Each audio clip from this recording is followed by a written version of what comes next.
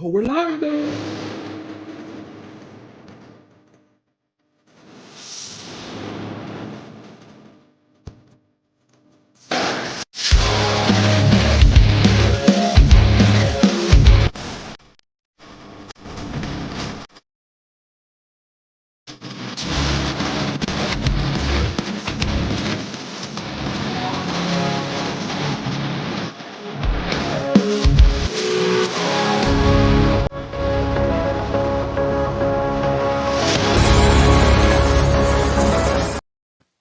And good morning, everybody. Whether you're on the East Coast, West Coast, or around the world, this is your Wednesday wrap-up, and it was trying to be a wrap before we got started.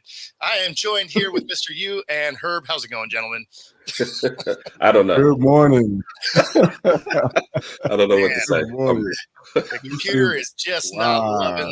loving the early morning show. Apparently, it needs more coffee than I'm drinking because it is not I'm working gonna all drink morning. But if you're Drink watching this mine morning, too. grab some coffee, hang out with us. We can kick this thing off with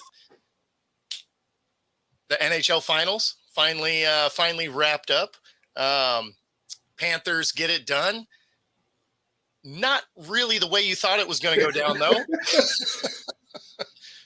I wasn't expecting 3 games and then 3 games and then Game 7 was fantastic, though. Yes.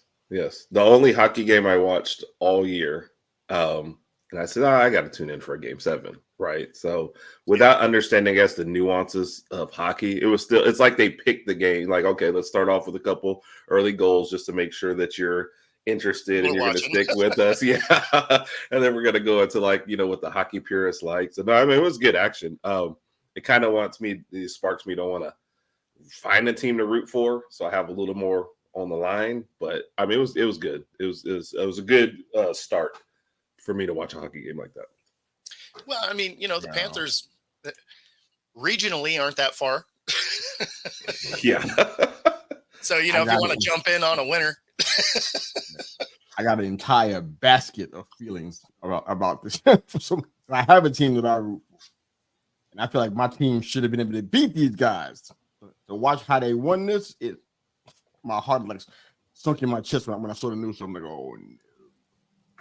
Or try to do something they haven't done since 1942. So that mountain to climb was massive. To go straight and then go 4 straight in effect and win a Stanley Cup. It ain't been done since the Maple Leafs in 42. But yeah, no, it's it was 84 years since the last time somebody came back from a 3-0. And it was the Leafs. In fact, I think that was the Leafs' last cup. But the other drought that it kept alive is now you're 31 years since a Canadian team has won the Stanley Cup. I didn't think that was possible. Right? Hockey is what they do. Yeah. When you said that, I was like, so Bo just making up stats on the air, I guess. That's right. Sounds like something I would do, not him. But that's just crazy. But you go back to that, though, because of the Rangers, did you root against Florida in this one, or did you not care for the final? I was kind of leaning towards the Panthers winning, so that way I kind of feel kind of validated. Yeah. That's why they beat us, because they were really that good, Well, you had to be thinking they were that good the first 3 games of this series. Yeah. Because, they were getting it done. Yeah. I did think that, and then the Oilers came back and won 3 straight. I'm like, what is going on? was my team that good for real, or what happened? So, hey, they got their first one. Congratulations to them. I'm glad for them. As far as the Oilers go, I'm trying to figure out how are you supposed to feel?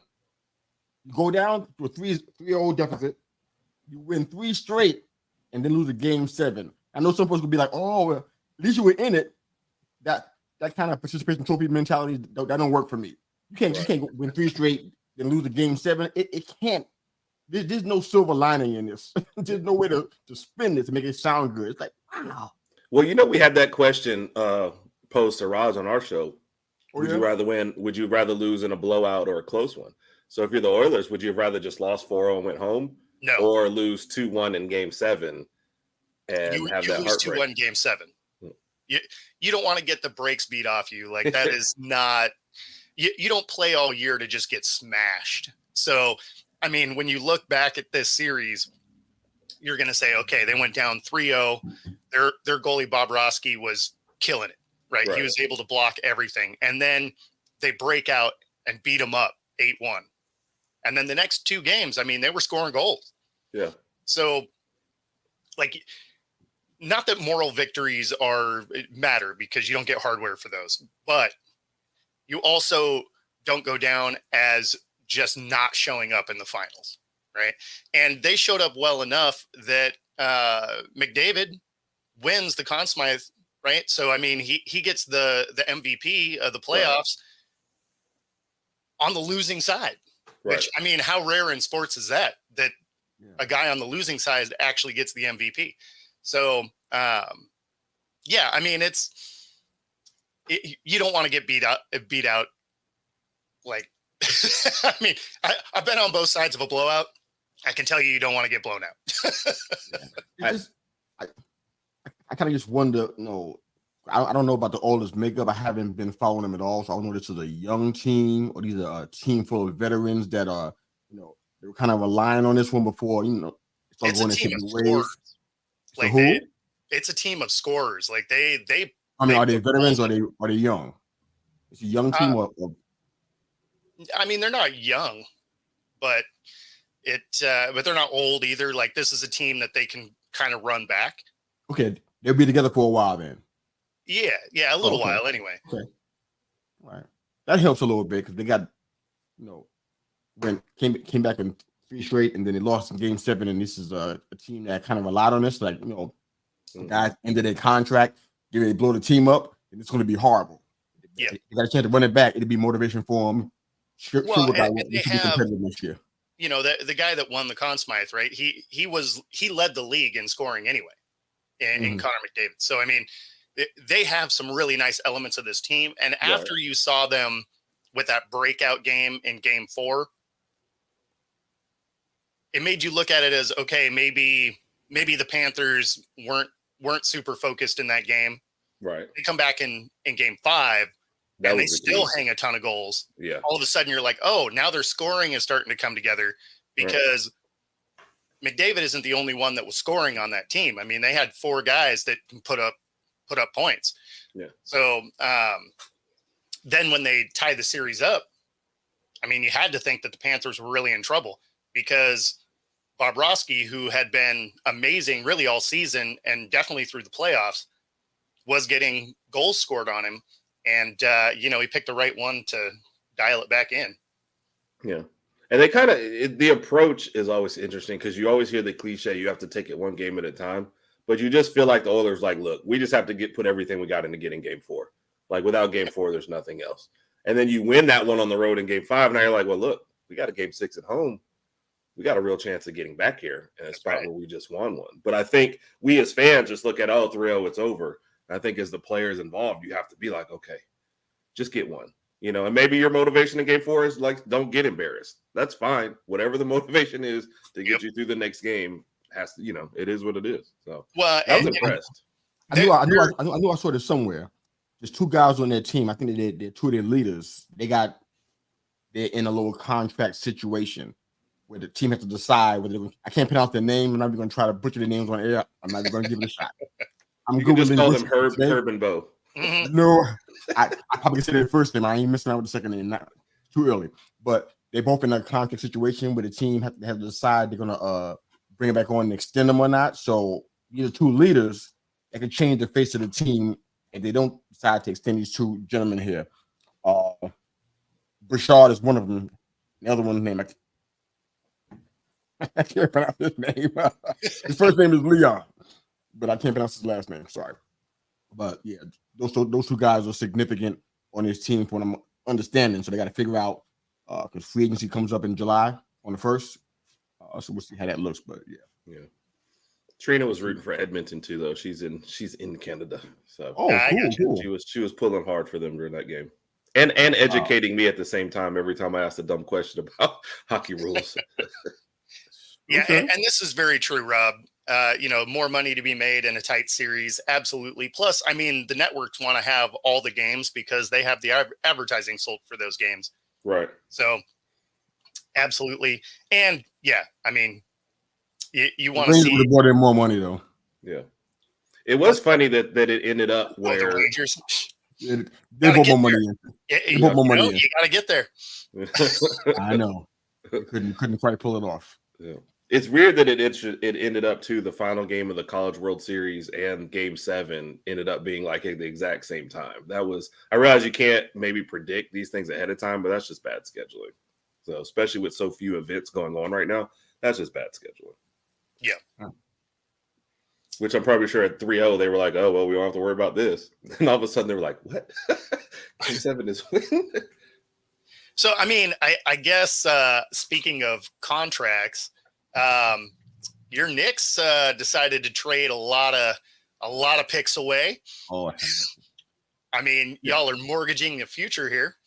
Yeah, I was shell shocked there for a minute. It took me a while to because it was under Woj's under his name. I said, okay, this must be legit. Because I was like, this can't be real. I had to take time to think about it, and that's the good thing about where I'm at with sports. Take time to assess. Don't move with the flow of the frenzy and the chaos. Sit back and think about it. And I had to do that with this because I looked at all those picks. I'm like, are they really relevant though? In the NBA, it's not the same thing as the NFL draft. You know, so in the first round, even in the 20s, those players rarely, and I don't know if it's an NBA parity thing. I'm not quite sure what it is, but rarely do picks at the bottom of the first round kind of look like, you know, what you would expect in a first round. They were in the NFL. It's not really your equal. top 10 picks are the only ones that matter. Yeah. It's not equal. So what they gave away, and I did all my own research, all those picks, except for the swap, all of those were in the 20s, maybe even later than that in the first round. So after all these years, I mean, let's be honest, after all these years, we're talking about since Willis Reed. After all these years, I was 2 years old, dude. At this point, go for it. It's been very, very rare that I can remember a time when the Knicks actually went for it. They had it there and they went for it, excluding the Patrick Ewing finger roll, excluding that part. They really went for it as far as personnel and salary and just went after it. This is a really good shot. I love what happened this year. I would say that we could give Boston some competition this past season, but people say, oh, Celtics would have won. Okay, perhaps so, but I think it was a really good chance. A healthy Knicks team would have had them in a better spot than where they actually were playing who they played in the finals. Yeah, so, I mean, you can always make that argument, though. I mean, that's every sport. If everybody's healthy, you could play better. But I mean, you know, I mean, just every here, sport is I know. I mean, just here though. I'm talking about matchup wise. I feel like it would have been a better series, a better finals if they were in it. But at the same time, it's like, okay, whatever. But this is the time for them to go after it, and they got a chance to do that. They got rid of some. Bojan was good, but he was a backup reserve guy at the very best. And now you got a chance. You still got your 2 first rounders this year. Yep. You didn't give those away, which is really, really smart. And now you have an opportunity to keep OG back on the team and maybe do something at center. Not sure what they're going to do there, but they got a wing guy that Herb and I was talking about on multiple episodes. I think you have that in Bridges, and now you got to have some kind of a continuity at center. Are you going to draft a center, or are you going to keep either Robinson or make Hartenstein your starting center? I don't know what they're going to do because the money got to be worked out, but this is the best spot we've been in a long time. So when I saw that, initially I was like, oh God, are we all right? All them picks, I'm like, but all those picks don't really matter in the long scheme of things if you're trying to win right now, well, that's the thing, right? Like you're pushing the chips to the middle to win now. Yeah. And the Nets understand that they're nowhere near that. Yeah. Yep. And like you guys said, it's funny because like in football, because of how many positions and everything, like you can, like the Chiefs, win the Super Bowl and still your first round draft pick can be used on a guy who could potentially start. You just don't get that in basketball. You know, your guys at the end of the draft pretty much have their pieces, and like whoever they're drafting is like a guy they want to come off the bench or whatever. So it's totally different. No, so before this move, and I agree with you on I think the Knicks would have given the Celtics, certainly in the East, the best shot. Sure. And maybe the best shot like outside of Denver, you know. So I had already slotted them at number 2. Raj and I actually did an NBA podcast the other day, and we had the Knicks slotted at number 2 going into the East next year before this move. So I don't know if it moves them past Boston yet. I need to see the other moves. I need to see what happens with Randall, and I need to see what happens with Robinson or Hartenstein, or like you said, if they get another guy.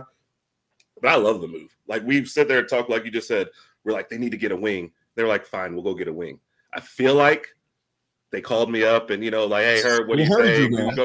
Heard you, man. Yeah. So Bridges was a guy like what come from the Suns, and he goes to the Nets, and I think the Nets kind of find out maybe he's not enough to carry, like a superstar to carry, that team, which can be excused because it's still the Nets. But I think he fits perfectly into what the Knicks need him to do. So I really, really like that move. If they can keep OG, I would love this. And I mean, they're building a team to compete with the Celtics because of how deep they will be across the board. So no, I like the move, and I like I said, I think now is definitely the time, especially when you look at the rest of the East. And you're like, what do we say? Who's the number 3 seed in the East? Everyone else is just like way too many question marks. This is the time to go for it. No, it's a significant drop. So I mean, I definitely like the move. But when it first popped across, because there's a guy that feeds a lot of information to our Coast to Coast show, sent this to me last night, and I was looking at us like, man, you got your own researcher too? Hey, here we go. Wow. So stream, my own fountain, helipad, a yacht, and your own researcher. I'm just happy that you hang out with us. Can we get some of what you got? Can you share some of what? Can you stand us some of what you got? It's not my researcher. It's it's a guy that follows the Philly sports guy, but I borrow him anyway. What were you saying? You said you thought it was a lot of picks they gave up when they I mean, when it initially popped across, right? Because my brain is always initially in football mode. Right. So when I see just a stack of first rounders, I'm like, oh, here we go. And then I started, reading further into when they were. And it's like, I mean, okay. Right. I mean, don't get me wrong. I mean, you can still get gems in late first round, second round. They're far more rare, but you can find them. Right. But with the amount of picks, the odds are they might hit one. And, so the Nets will be good in like 2030. Exactly. And somehow in this, the Rockets gave them some of their picks back. So they're amassing a lot, but you don't have as many shots in basketball, and so it's like the fact that you can name almost every second round gem tells you like you don't hit that often, and then the late in the first round, same thing, so it'll be interesting how it plays out. But I like to move for the Knicks. I think now is definitely the time. Like I said, I want to know what happens with Randall after all this. Like, is he still there? Does he still what's going to happen with Randall now? He's dead. Wow. He's probably going to end up staying. Are you happy with that? Yeah. He brings 30 points to the table. Yeah. Scoring was one of the problems that we had. His 30 points was missed. Brunson had to work extra hard. Hard had to do things that Hard don't do. I feel like his 30 are going to come out of like what DiVincenzo does, because I just don't feel like he's that great. Yeah. The fact that I make $0 and I'm overpaid, like that's that brotherly that's that brotherly love. That's messed up. Wow. I thought y'all were both doing equal research, but apparently Raj just you're doing it. You're not doing a good job. He just get fired. Yeah. Wow. Raj is the good looking one. I'm the worker. He's the talent. Oh wow. That is hilarious. I'm good with it as long as those guys like Hart and Dante, they shouldn't be at the place where they're starting. It shouldn't be the focal point. So that's okay. That helps. That means that our bench will be stronger than it was last year. Right. I'm good with that because the draft's going to be fantastic. I mean, listen to Woj, he thinks the Nets are going to have a fantastic draft because they got some high powered talent coming through in this upcoming draft right here. I don't know what he was talking about. I haven't been in it yet, but he's talking about. Yeah, most people actually think this draft is kind of weak compared to most. Really? So, yeah. Okay. If you read most things, they think this is one of the weaker drafts. So if you were going to punt on the draft, this would have been in the air. Well, now it's time to start looking some stuff up. Now I got to see what's going on. Yeah, sure. Yeah, we got two first rounders though. So I mean, whatever we get with 2 first rounders, I can't be mad because it's a lot better. And that was the issue for us, as I told you on previous shows. Put our roster against somebody else's. always 3-4 men short compared to everybody else. You can't have that. You need to have depth. You can rest your starters and, go deep in games. So I'm excited about the draft, though. I'm what they're going to do, but yeah. And I think that'd be their thing. They can pick up one... somebody who's more of a specialist in this draft, I think, versus like I need a guy whose starter can do everything. I just need a guy to come off the bench and get me this. You know what I mean? That's what I think they're going to get out of this. A shooter? I think whatever they deem necessary, like after they decide what's going to happen with, like I said, with Harlstein and Robinson, I think they'll be able to find whatever they need in this draft and not need I don't need a superstar, well-rounded guy. At the points where they're picking, they can be like, I just need a guy that can do this for me, this specific thing. Whatever they deem it is after they put the roster together, they sign OG. So I don't think they're going to get a star with their first-round picks, but I do think they'll get something to help fill out the roster. Yeah. Sorry, Bo, I know I cut you off there. Oh, no, you're good. I was just going to say it's only dumb if it doesn't work, right? Yeah. If they move all these picks and they don't get it done, then it's not a great look. If they how much time are you giving us for that? I say it in every sport. No, he means how many years? Are you saying it has to be next year, the year after? I'd say you probably have a couple of years, right? Probably not the first year, although it's probably your best shot. But if you don't get into the finals, you don't necessarily have to win a ring. But if you don't get into the finals, then the move doesn't look great. If we get in the finals, man, we don't win a ring. My hometown's gonna be burned down. Dang. I mean, what are you talking about? I know my home. I know that can't happen. We're in there. We got to go ahead and take care of business. It can't be what it was. They're like Philly. Whether you win or you lose, they're burning the city down. I'm not comparing this to nothing that's happened before. This is a total different kind of fire. I'm not comparing this to Philly or no other place where they burn their city down because they won. I'm not doing that. I'm saying that we can't go to the finals and not win. That's not going to work. After all these years, like I said, Willis Reed, 1972, we got to go ahead and win this. If you can get that far, you got to go ahead and win it. Or that's people going to call out of work. Companies going to shut down. People will be sick for 6 months. They come back to work. I'm rooting for the Knicks really hard now. The whole city going down. I'm rooting for you guys so hard. But yeah, 2 or 3 years is what I was thinking. Yeah. Next year is better, especially because of what we're doing. Right. Bridges is going to have probably he only has 2 years on his left. So yeah, we signed him as a priority. I didn't realize he was still on his rookie deal. It feels like he's been around longer than that. I didn't know that either. I thought he already had another contract. Okay. That's news. They said this is about as cheap as you're going to get him right now. So well, and that's why I say this next year is your best shot, because the year after that you got to start thinking about paying people. Right. So then all of a sudden teams do start to come apart.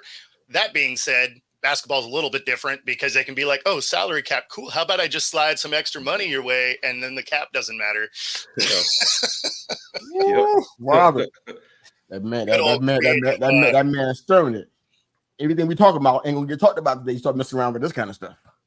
It'll change the whole run sheet. I'm interested to see this Hard Knocks, but we'll get to the NFL here in a little bit. Sticking with basketball here, the Lakers hire a new coach. And, of course, people are losing their mind over this clip, which is hilarious to me. But so this was his press conference opening up. First of all, what misconceptions or concerns about you that you've heard in the last few weeks are you the most looking forward to dispelling when you're the coach? It's a valid question, and I've certainly heard everything. It's been a really interesting 6 weeks or so, just in terms of being part of the engagement farming industry. It's been really interesting. However, I don't really have a great answer for your question because I really don't give a fuck. Honestly, I want to coach the Lakers. I want to coach the team. I don't want to dispel anything. I don't.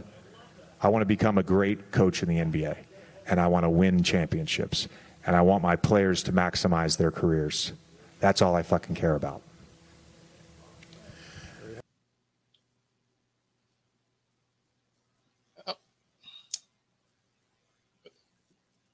Where do we There we start? go.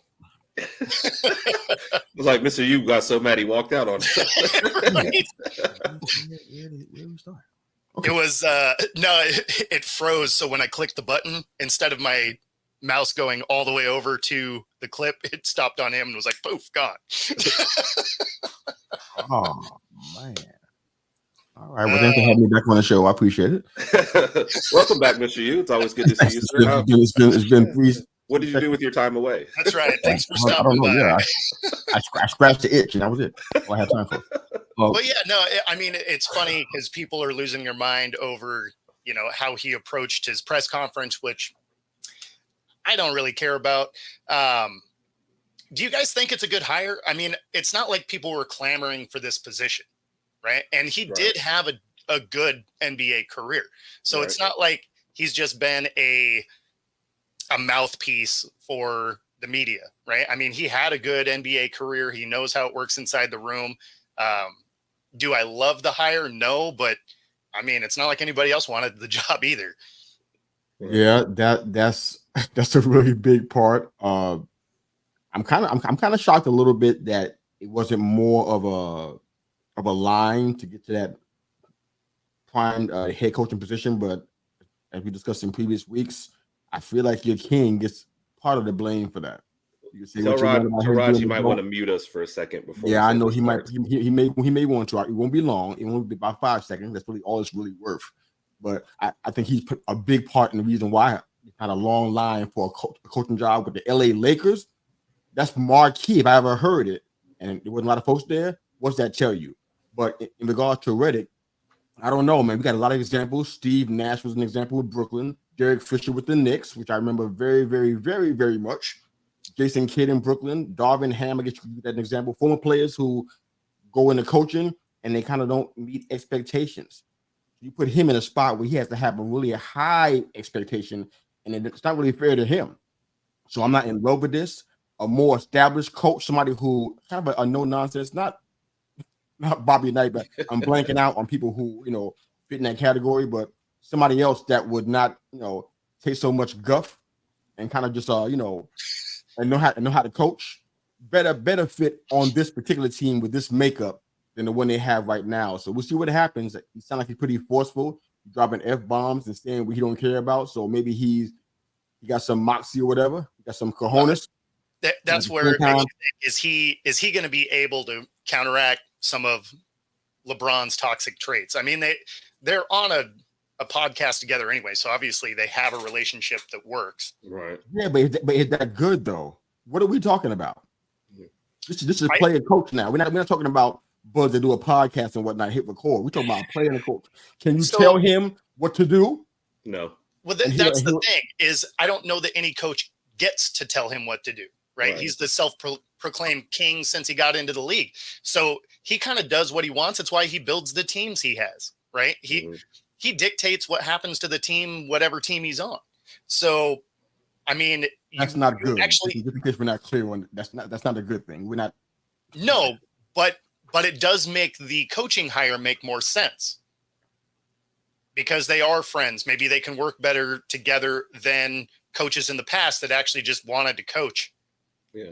Right. So I mean, how's the coach that's handpicked be able to tell you what to do in game situations? I don't understand what he's handpicked coaches before.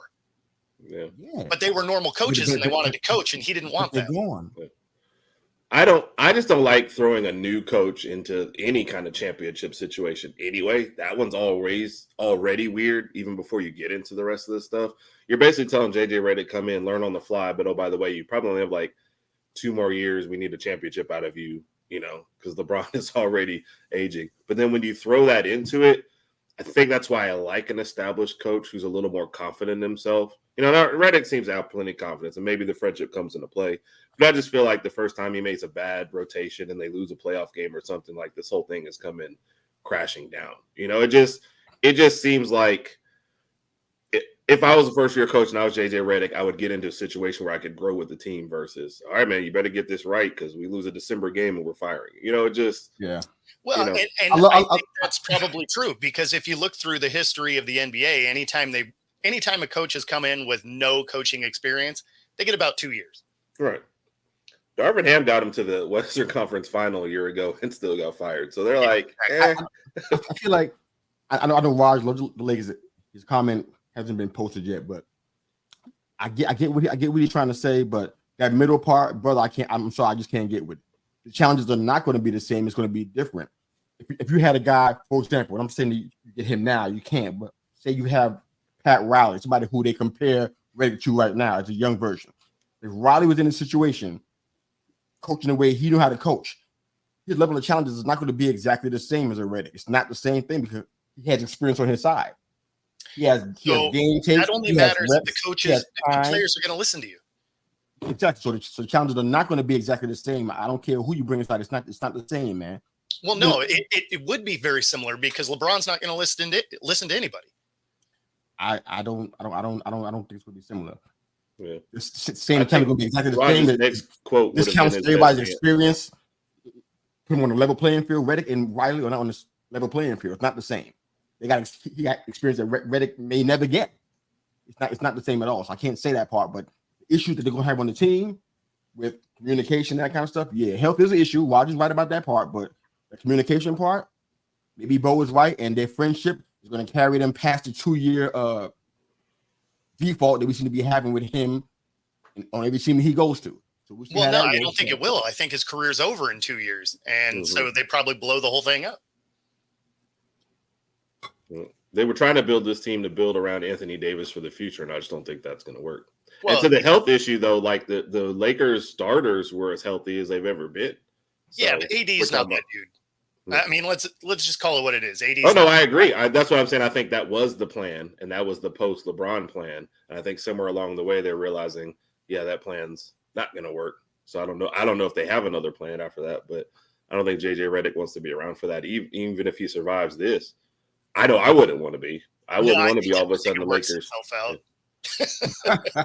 It works itself out. Like as soon as LeBron is hanging it up, everybody's off that team. Like they're starting over. Ghost just had an awesome comment. I know that from a personal standpoint. I got a buddy of mine. He probably doesn't watch this show. If he does, I'm probably talking about his situation. But I'll be very general. I got a buddy of mine that's been in business with a friend for a long period of time, and they got big money coming through their business. I'm talking about like 7 figures coming through their business. Sure. And the friend kind of messed up a little bit, made a couple of string of boo-boos, and it caused them to have to fall out. And the company lost millions with an S of dollars. Yeah. So I agree with Ghost. Going into business with your friends, that may not be the best idea in this situation. I don't see it turning out much different. I don't think it's going to be a success. I don't think it's going to work. Yeah. And goes for the comment. I don't think coaching matters in this situation. I don't think that team is built to win. So I don't know that it mattered who was going in there. It wasn't going to work. Yeah. But that gets us to the halfway point. So let me knock these ads out real quick. And of course, the first one is, man, the computer is just not working great today. You didn't give it any coffee. I feel like coffee would mess my machine up a little bit. There we go. All right. Have you tried it? No, because I want to continue working. So,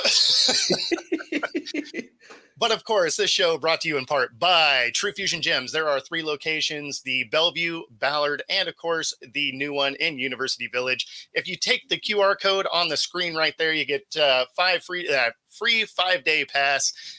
Any of the locations: Pilates, boot camp, yoga, bar.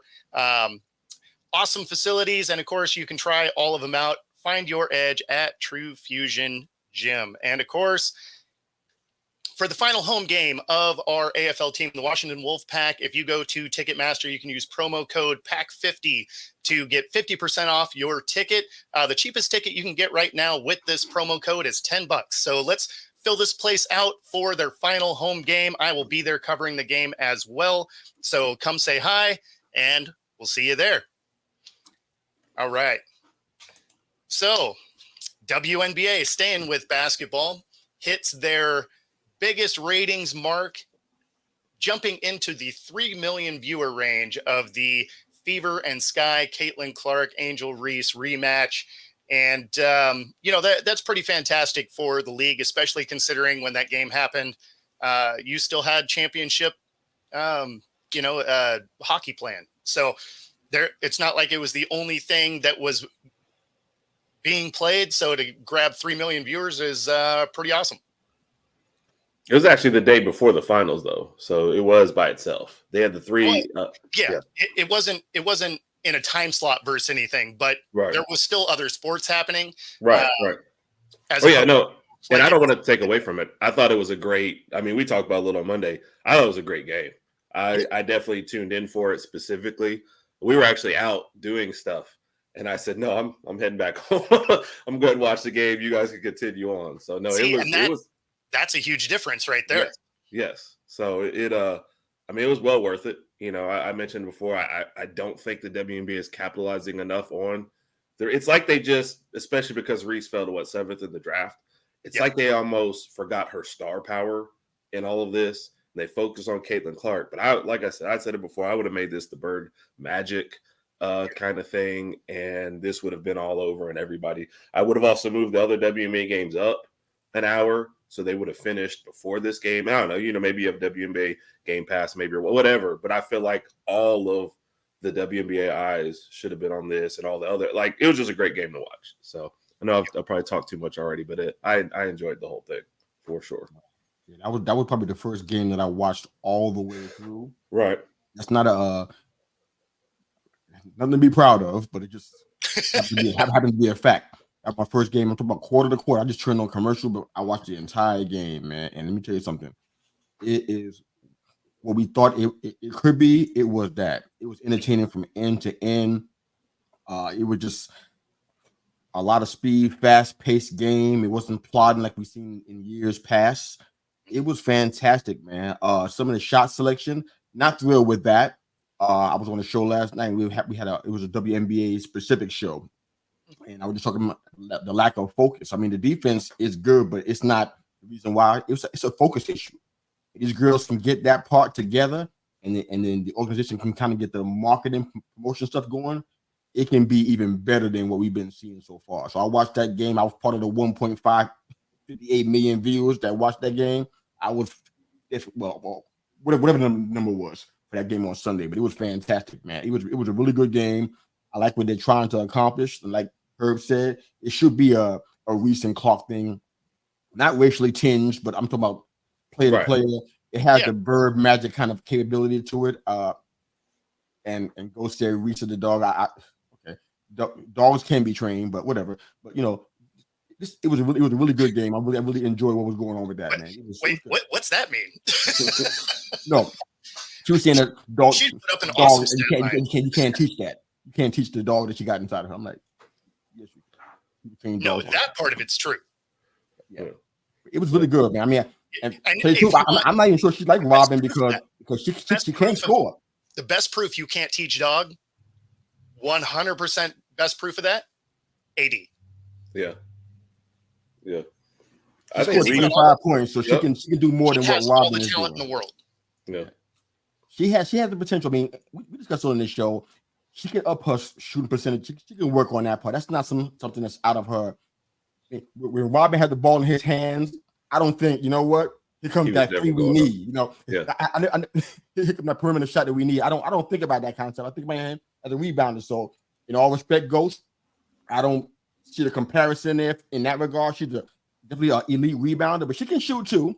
It's just percentages are low, and she got to kind of work on that. That 25-point game, she was shooting very good across the board. Rodman could shoot. Well. His percentage wasn't great, but Rodman could shoot too. I mean, it's actually not a bad comparison. Yeah, because of rebound. And outside of this game, she has a very awkward offensive game. Nothing that she does offensively looks like very smooth. I think that's really what it is. But I think that's like but everything else she brings, she has no mid-range, but that's fine. I think these are things that she can continue to work on. But you can't deny, like I said, her rebounding, her passion for the game, and her defense. Like, those are all going to be there. And she rises to challenges. Clark, I think Clark had already won 2 this year against her. Yep. And then if you count in the NCAA finals, playoffs, that was 3 in a row. So I think it was kind of like, she'll never say it at the end of the game. She didn't make it about them. She's like, oh, it's about the team. But I know that kind of stuck in her craw a little bit. She's like, no, we got to win this one. So, and like I said, I was impressed for a team with not that great outside shooting to come back from 15 down and just kind of methodically chip away, because you see it all the time, right? A basketball team down 15, all of a sudden they come and they're shooting 3-pointers every time down. Next thing you know, they're down 25. Yeah, exactly. And they were like, no, let's just ride our stars and get back in the game. She did it the hard way, right? As they weren't jacking up threes. She did it down in the paint, and that was mostly on Reese. Yeah. Which it was impressive. She was like, you know what, we're down. I'm going to carry this. Obviously there were some coaching issues on the Fever side as well. When your team is down 2 and then down the only issue. in the last minute of the game, and you don't put the ball in Clark's hand at all.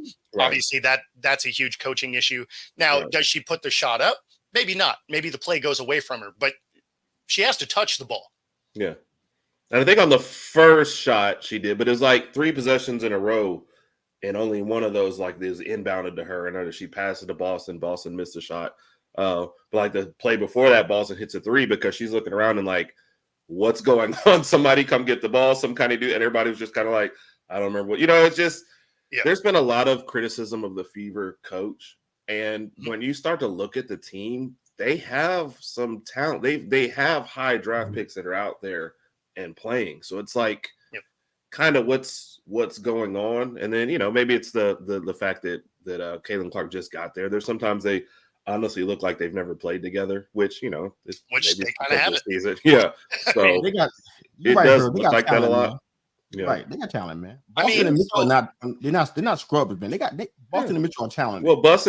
Boston and Smith, or you're talking about a number 1 overall pick and a number 2 overall pick. Exactly. So that's 2 of the people out there. And then you go, but then it's like there's a gap between that because like Mitchell's the other starter, and she was drafted like 2017. So it's like, what did you guys do with the drafts? Well, and to Ghost's point here, Clark Boston duo is effective, and it honestly was the only thing that was effective because when you're watching the game, everybody else had hands of stone. They couldn't catch a pass. Yeah. I mean, there were so many points that the Sky had in transition in that game that had nothing to do with stellar defensive play, right? It was a pass. It hit their player in the hand. It bounced off, and then the defense was able to take advantage.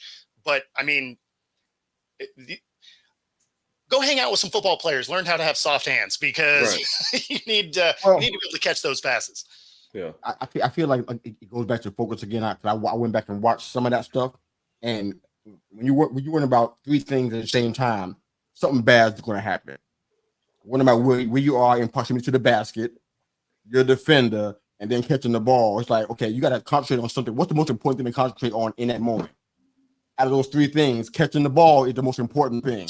You can figure out the basket part, and where your defender is, catch the ball first, like in football. Same thing, almost a comparison, bro. Like in football. Catch the ball first, and then you start looking for position and angling and going up for a shot. And most of those points that we've seen that were lost, that's what was happening. You could tell they weren't focused. Ball was like the little girl, the little blonde girl, when the ball bounced out of her hands. That's what that was. That's what the people were doing for most of that game. And that's why I don't know if I'd throw little next to any of them ladies. I'm talking about the comparison of them missing the ball. I'll give him that one because it's like sometimes when we watch a game, my wife will go, "That guy's tiny," and I'll go, "No, he's actually 6'2". She's like, "What?" But you get him on the court or on the field or whatever with other people. It's like because Steph Curry's like 6'3", but you look at him on the court, you're like, "Dang, he's tiny," and I'm like, "Really not?" But he walks out there and you're like, "Oh, he's like 5'8". Cool. Yeah, exactly. You think that, and that's why I think part of his appeal because like, "Oh, he's just like me." He's really not. Sorry. He's still really big dude. Yeah. No. But to your point on that, half the times if they would even catch the ball, not even go up for the shot, it wouldn't at least be a turnover. So it's like I could think of 4 or 5 instances I'm watching the game, and they're turning back and they're pointing at Clark's. She's getting frustrated, and I can just see it. It's like, well, especially that breakaway. Yeah, like that thing was the best, like over the shoulder. Yep. Like you drop it once and you're in, and I mean it just out the. Because I think that one was to Mitchell. Yep. And then the girl you were talking to, I think that was the full court bounce pass. I mean, this was pretty, and she just goes up and misses a wide open layup, and you're just like, I mean, it's a 1-point game in the end. There's a lot that could happen here. But the best part about it was her and Boston. Like when this win streak kind of happened for the Fever, her and Boston, the two number one overall picks back-to-back years, have started to kind of get to know each other. And I think Clark is like, look, I'm just going with Boston because the rest of y'all suck. She was the only one that could catch a pass. The coaching thing is the real thing. I don't think Coach Sides is going to make it. Yeah. If you watch some of the camera shots, their body language when she's talking to him is like, even people in the background kind of like, she's talking again. I mean, she's the coach. She's supposed to talk. So it's like, you ain't responding to her. Might be time for a change there. I feel like Sides is going to get fired. Yeah. I mean, this win streak might have helped it, but And Clark had 13 assists, but I feel like 8 or 9 of those went to Boston. I mean, I don't have the exact. I feel like 12 of them went to Boston. Yeah, So also, I think she deferred too much in some cases because she's great at driving the lane, and she's effective when she does that. She decided to not do that and pass the ball in a lot of cases that she probably didn't have to, trying to include her teammates, and they had hands of stone, like bro was saying. So it was like, you got to take over when that happens. You can't trust them you can't keep feeding them when it's like. Well, I think they're blitzing her a lot, though. I think that's the thing. So I think they're trying to get the ball out of her hands. I think that's why the pick and roll has been more effective because they're doing that switch. But I think the only person out there they trust to do a pick and roll with her is Boston. Like, I can't think of another player out there that they're going to do, any kind of action with. But those 4 or 5 times we were talking about, they weren't doubling her during most of those 4 or 5 times that we saw her pass the ball and her teammates fumble it.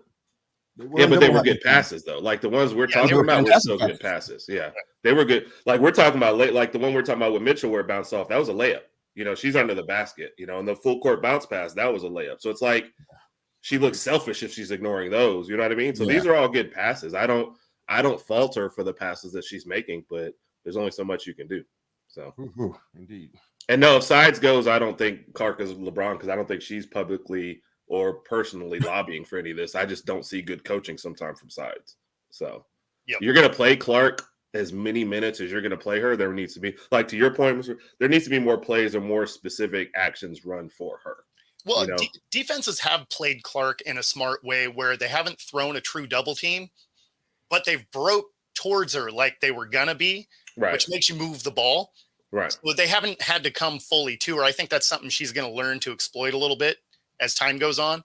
Right. You hold the ball just an extra half a second to get them a little bit closer to free someone up.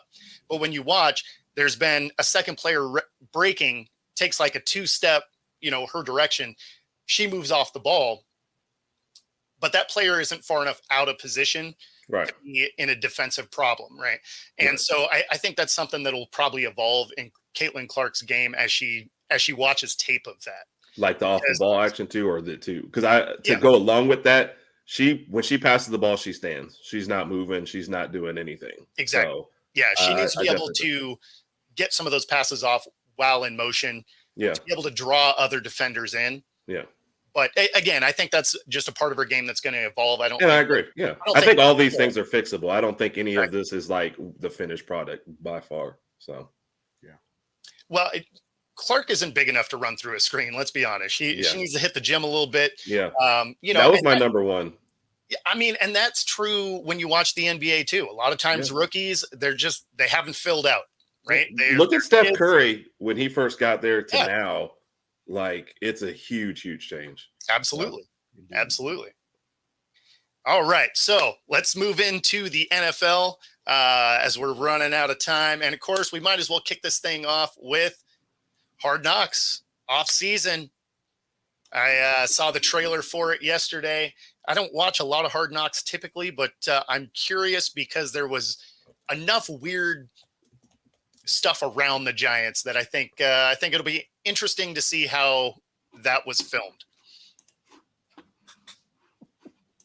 especially with the Saquon action. And I was waiting for Mr. U to say something. So I'll be honest, man. The whole I don't even know what's happening. When I saw the little piece with Saquon's name in it, I'm gonna be honest. I didn't even go into it. You can tell me more about what that's about than anything. I can talk to you about the Giants in general, but the whole Saquon thing and the coach going back and forth, I have no idea what that's even about. Enlighten me. What do I need to know about this? Well, nobody knows yet because it hasn't dropped. It comes out in the first part of July, so we'll all find out together. But it sounds like there might be some interesting storylines, not just that one, but just across the board with the off-season Hard Knocks. And who knows? Maybe it's just marketing. Maybe it's going to be absolutely terrible and boring. Which is generally why I don't watch it anyway.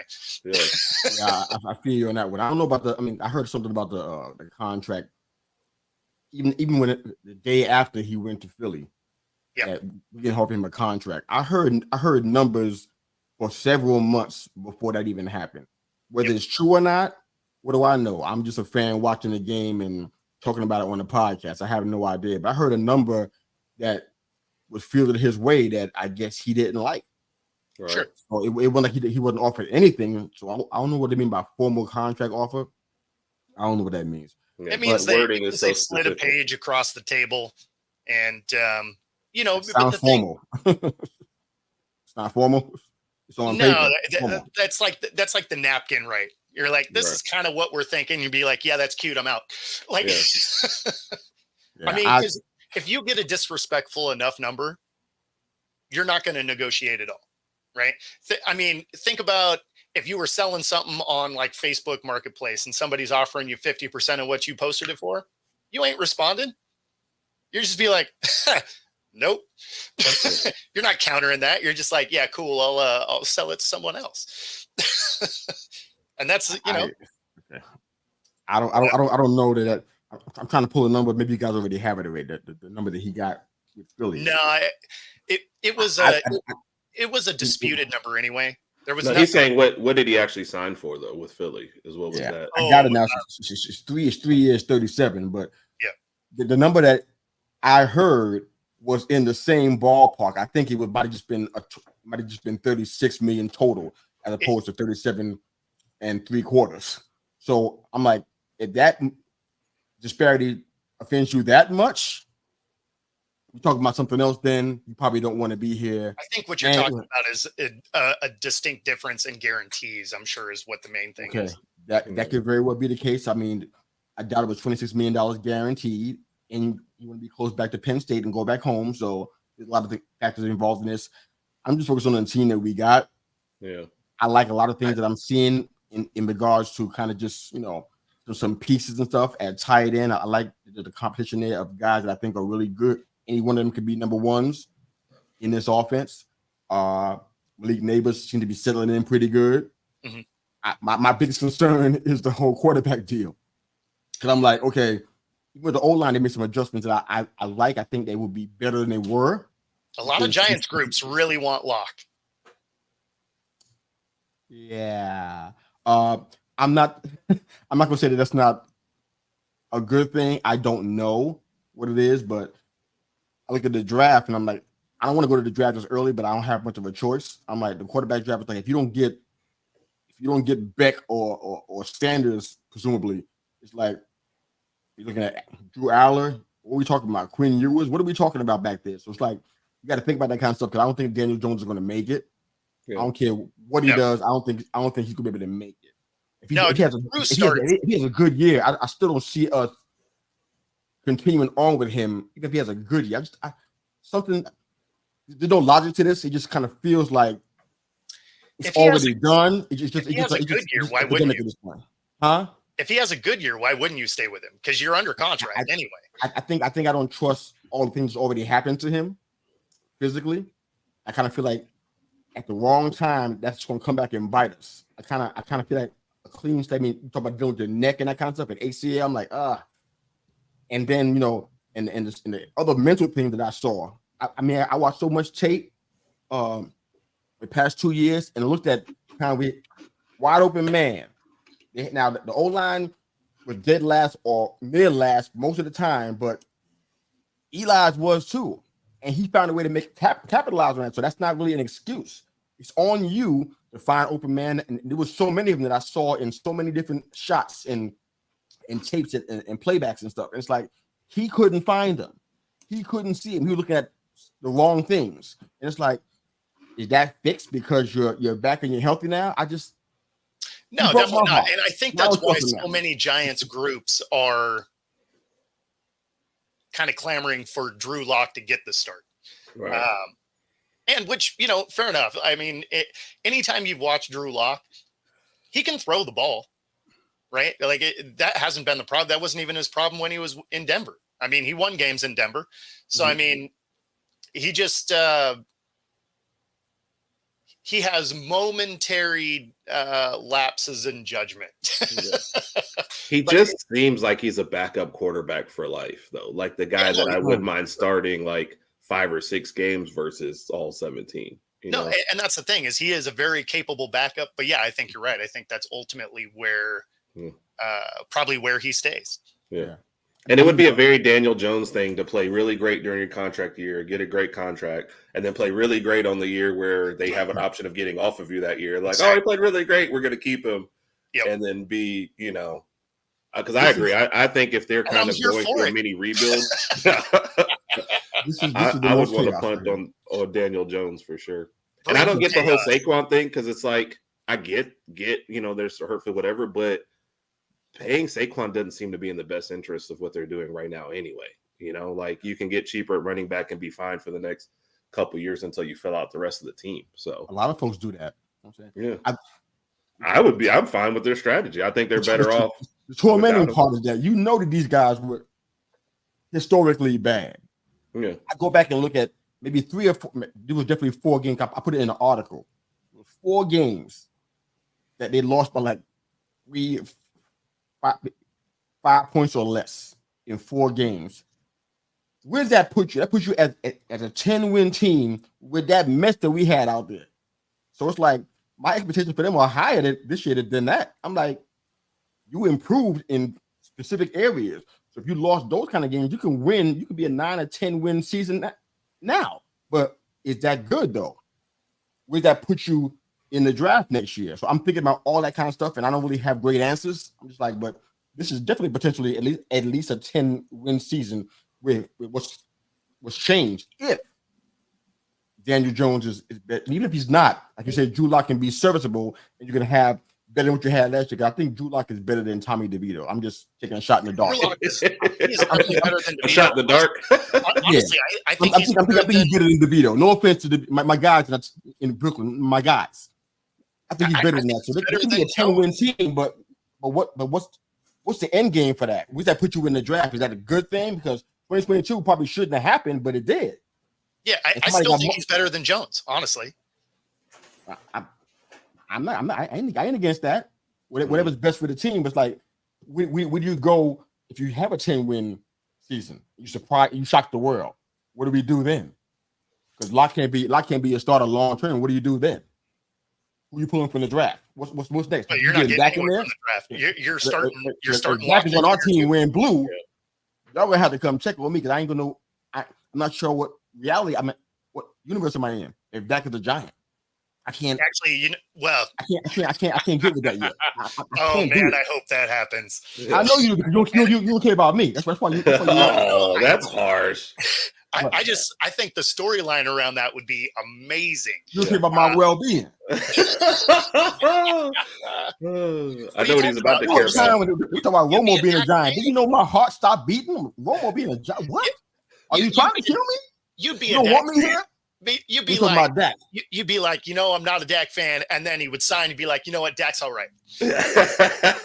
I'm not going to do that. I'm going to say same thing I've been saying. Top 5 quarterback, turnovers, interceptions. We can do better than that. But top 5 quarterback. All things being equal, Cousins might be available also at a discount because he's got the guarantees from Atlanta. So that's something we have to explore a different time, though. We are at the end of the show. Be sure to let everybody know where they can find you. On Twitter, X, Raj_Herb and Herbaraj Podcast on YouTube, and Tuesday nights, 8 p.m. Central, do our live show. We're on YouTube and all the socials as they call me Mr. U. Of course, you can find us on that Monday thing at 9 a.m. EST. Here on the wrap up, Thursday night, triple threat, wrestling, baby. Everywhere. I'm working a lot. I'm tired.